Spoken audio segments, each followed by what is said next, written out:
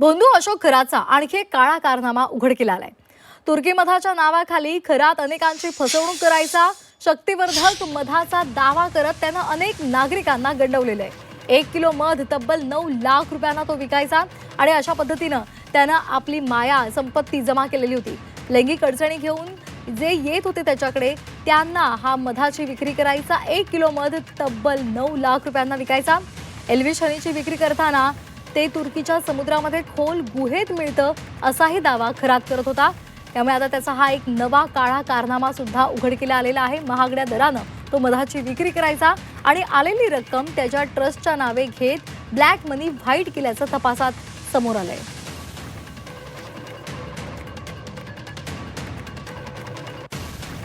आपण पाहतोय 1 किलो मधाची 9 लाख रुपये मध्ये विक्री केली जायची। हे मध शक्तिवर्धक असल्याचा दावा तो करायचा।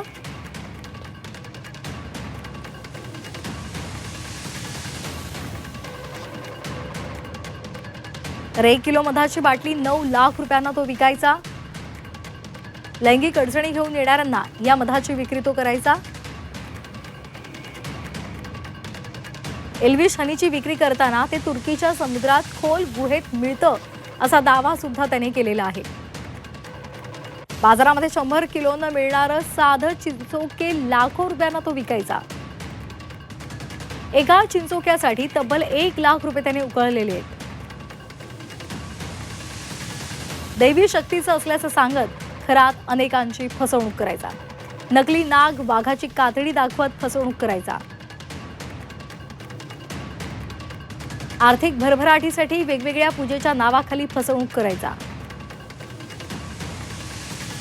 रिमोट कंट्रोलच्या आधारे नकली प्लास्टिकच्या 20 फुटांच्या नागाच्या हालचाली समोर आलेल्या आहेत। पूजा सुरू झाली की तंत्र मंत्र करत भल्या मोठ्या नागाला तो स्वतःकडे बोलवायचा। नाग सुद्धा सरपटत त्याच्या समोर येऊन फडा काढून उभा राहायचा।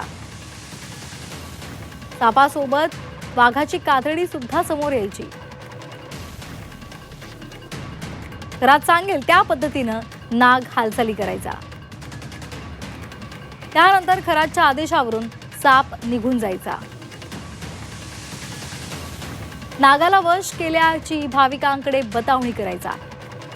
खडे द्यायचा, दैवी शक्ती असल्याचं सांगत नकली खडे तो विकायचा।